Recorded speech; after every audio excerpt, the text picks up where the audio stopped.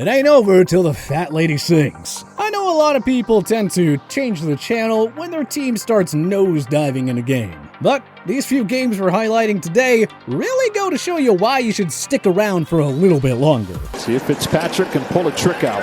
He got hit as he lofted it up. Blown coverage! Mac Hollins!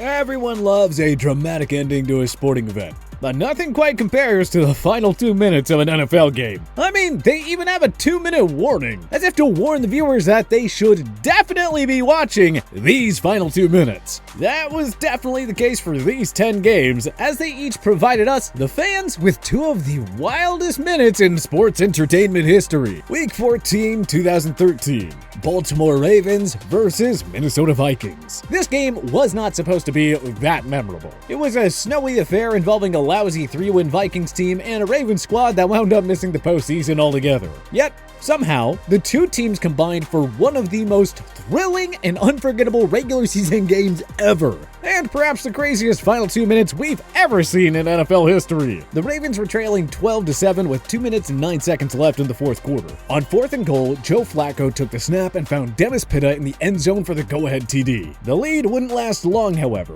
It took Minnesota just 3 plays to regain the lead, courtesy of this beast mode run by Toby Gerhart. Speaking of leads that wouldn't last long, yeah, Minnesota couldn't hold on very long either. Enter Jacoby Jones, the ultimate special teams weapon. So, Minnie got the ball back once again, and with 1 minute and 1 second remaining, Castle took the snap and found rookie Cordarrelle Patterson for a seemingly minimal game that turned out to be anything but minimal. Relax, Ravens fans, there was more than enough time for Flacco and company. A subsequent defensive PI penalty on Chad Greenway gave Baltimore more life, and the Flacco-Brown connection would come through once more. Okay, we promise, that was it. No more lead changes after that. Baltimore committed a successful squib kick that chewed off the final 4 seconds for a thrilling 29-26 win.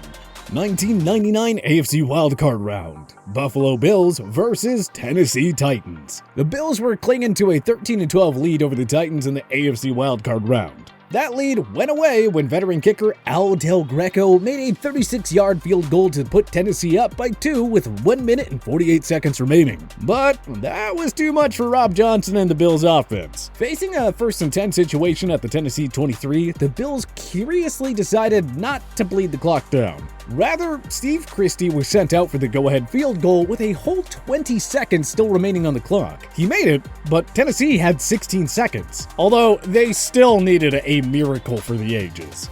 For the game. He got it! The Bills kicked the ball off, and it was fielded by Lorenzo Neal. Remember what we said about needing a miracle? Well, yeah, it happened. A playoff game featuring 3 lead changes inside the final minute, ending on a walk-off kick return touchdown? That is how you script a drama, folks. 16 seconds left. They still have a prayer, but not much more. The one thing that I would not do is squib kick this thing short. No, I'd kick it deep. I would make him use as much of the clock and take my chances on a return as opposed to squib kicking it, let him get it with about 12 seconds to go and a possibility for a play. Taken by Neal. He gives it to Wycheck. Wycheck, that looked like a forward pass. Taken by Dyson. Dyson's down the sideline. Dyson's going to go all the way. And there is no flag. No flags on the play. It is a touchdown, but we need to look at that replay. Take a look at it from the best angle I can give you. You see Wycheck start to the right. Now he's on the line, okay? He's on the line, and he catches it on the line. It's going to, I don't know. I got to be honest with you. I think it's a lot closer call. He's on the line, and you watch where it's caught. It's caught on the line. It's that close. No, I'm saying it's real close. It's a lot closer when you look at it than we thought, Mike.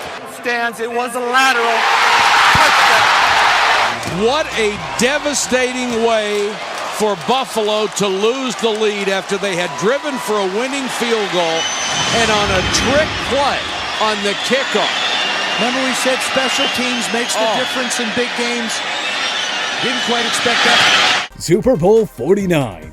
New England Patriots versus Seattle Seahawks. Up until the midway point of the fourth quarter, it looked like it would be a meh Super Bowl.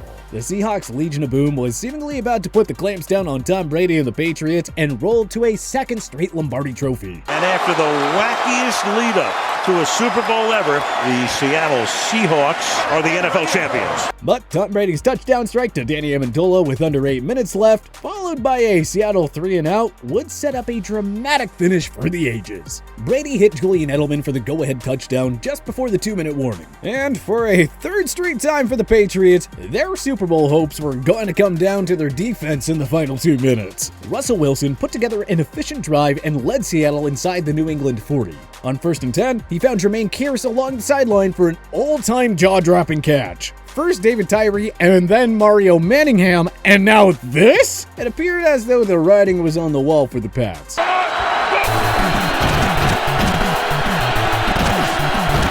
Russell for Kearse, and that's broken up again. And somehow, did he wind up with a football? I think Butler hit it and it fell right back down to the ground. On 1st and goal, Marshawn Lynch took the handoff and was tackled just short of the goal line. Needing just half a yard to repeat as the champions, Pete Carroll made the ill-fated decision to throw the ball instead of pounding it again with beast mode. And so, the craziest finish in Super Bowl history was born then and there, courtesy of Malcolm Butler. 2nd and goal. Baldwin sets up on the left.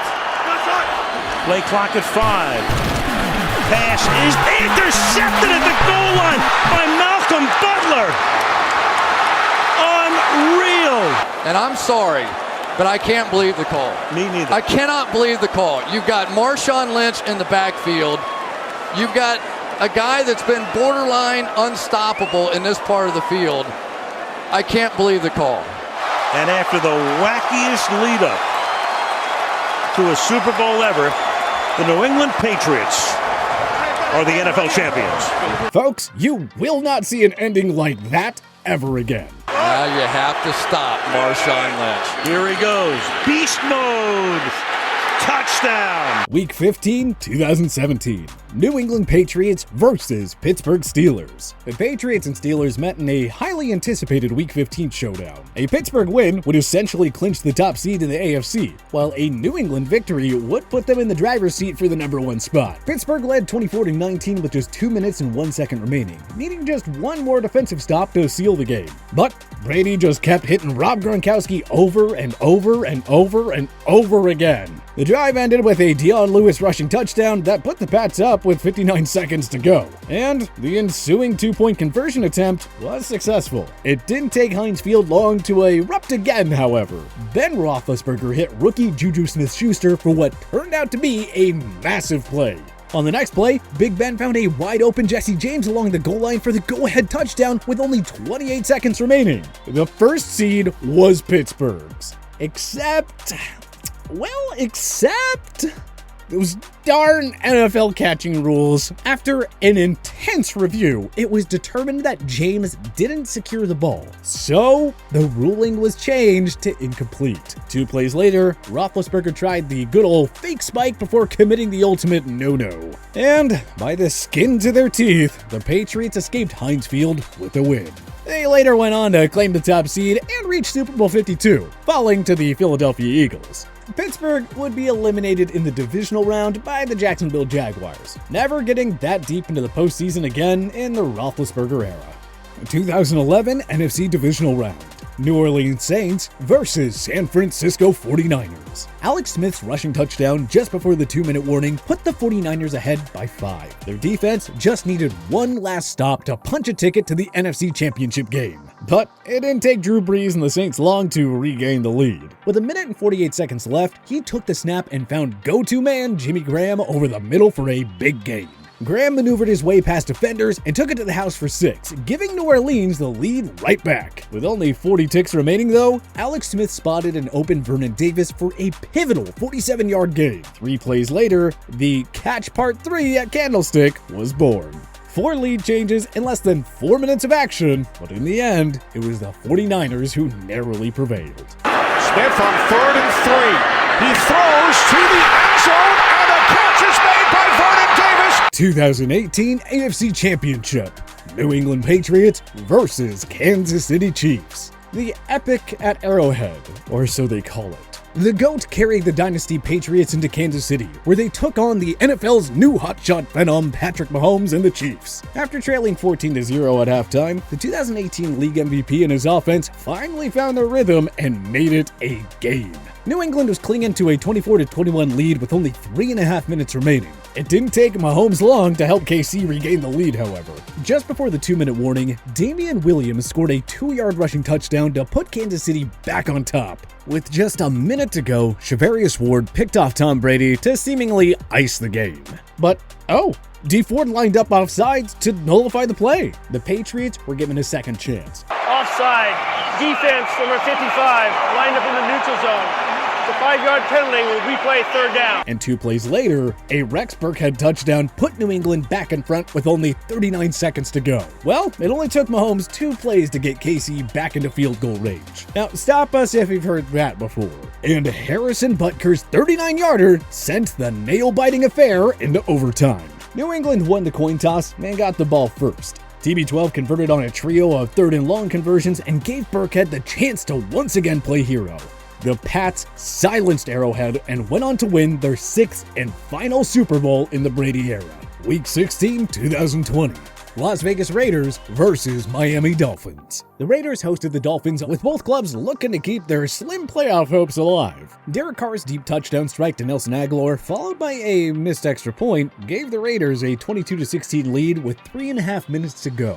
But Miami answered right back, with Ryan Fitzpatrick throwing a 59-yard touchdown. Before the 2-minute warning, officials made a controversial defensive PI call on Byron Jones that gave the Raiders 49 free yards. Rather than punch it in the end zone, they opted to melt most of the clock and have Daniel Carlson boot the go-ahead field goal with 19 seconds left. But just when it seemed like the game was over and the Raiders had kept their playoff hopes alive, we retreated to some classic Fitz magic, as the Dolphins QB completed this unbelievable no-look pass while also drawing a face mask penalty. Jason Sanders was given another chance to play hero, and he booted the game-winning 44-yarder to keep Miami's slim playoff hopes alive, while sticking the final nail in the Raiders' coffin. 2017 NFC Divisional Round.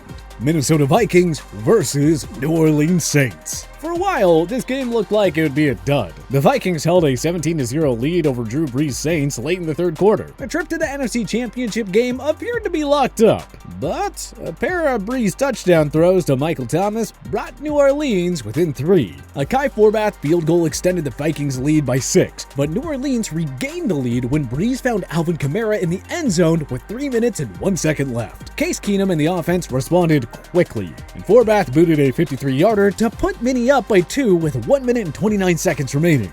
But this game was far from over. Brees got the ball back and led New Orleans down the field, capped off by a 4th and 10 conversion to Willie Snead to set up Will Lutz's go-ahead field goal. Only 25 ticks remained. Well, we all know what happened next. Facing a 3rd and 10 from their own 39 with just 10 seconds left and no timeouts, Keenum threw a desperate heave to Stephon Diggs along the sidelines. And the rest, as they say, is history. Going to try to work the ball on the boundary. Keenum steps into it. Pass is caught! Diggs! Sideline! Touchdown! Unbelievable! Vikings win it! Marcus Williams here, he has a shot. I'm not sure really what he's thinking, Joe. He comes in, he's got him dialed in, and all he's got to do is make a play, and it's pandemonium. 2005 AFC Divisional Round. Indianapolis Colts versus Pittsburgh Steelers. The top-seeded Colts trailed the underdog Steelers 21-3 early in the fourth quarter, but a pair of touchdowns and a successful 2-point conversion cut the Pittsburgh lead to 3. They forced a punt and got the ball back with 2 minutes 32 seconds remaining. Indianapolis' comeback bid looked all but done for, however, when the Steelers forced a turnover on downs near the Colts goal line with 1 minute 20 seconds remaining. The Steelers leaned on Hall of Famer Jerome Bettis to finish it. Instead, absolute chaos ensued. And so followed one of the craziest finishes ever. Roethlisberger narrowly managed to prevent the Colts' go-ahead touchdown with his shoestring tackle. But in the most unlikely fashion, Indianapolis suddenly had life. The Colts' drive stalled inside the Pittsburgh 30, so kicker Mike Vanderjagt needed a 46-yarder to force overtime. Or not. The Steelers, in one of the wildest playoff endings ever, narrowly avoided a choke job and advanced to the AFC title game. And Jerome Bettis' career ended with a Super Bowl victory rather than a costly game-changing fumble. 2021 AFC Divisional Round. Buffalo Bills versus Kansas City Chiefs. It is certainly not a stretch to call this the greatest game in NFL history. Patrick Mahomes and Josh Allen engaged in a heart-stopping duel for the ages. Kansas City led 26-21 at the 2-minute warning, and they had the Bills in a seemingly insurmountable 4th and 13 situation. But Allen had all day to throw and spotted a wide-open Gabriel Davis in the end zone to put Buffalo ahead. However, it took Mahomes and KC just 5 plays and 52 seconds to regain the lead, as Mahomes hit Tyreek Hill on a rather innocent-looking short crossing route that the speedster took to the house for 6. Still not enough drama for you? Well, we're only halfway through. Allen and the Bills still had a minute to work with. Once again, it was the unsung hero Gabriel Davis who stepped up to make a play. But as Bills fans painfully know all too well, 13 seconds was a lot of time to leave on the clock. Interestingly enough, Buffalo decided against a squib kick, giving Mahomes that full 13 seconds to work with. And boy, did he use it to his advantage. First, he hit Hill for 19 yards. Then he found Travis Kelce for 25 more. That set up Harrison Butker's game-tying field goal to set up another Hollywood-style ending. Kansas City won the ensuing coin toss, and Mahomes pieced together another signature drive that culminated with, what else? A game-winning strike to his go-to man. If there ever was one NFL game that neither team deserved to lose, it is this one. But what other games had a crazy final 2 minutes? Join us in the comment section below. If you like this video and learned a thing or two, clicking the like button helps out a ton. And hey, we appreciate it. If this is your first time coming around to TPS though, subscribing is a great idea because we put out videos like this every single day. But as always, thanks for watching and we'll see you guys next time.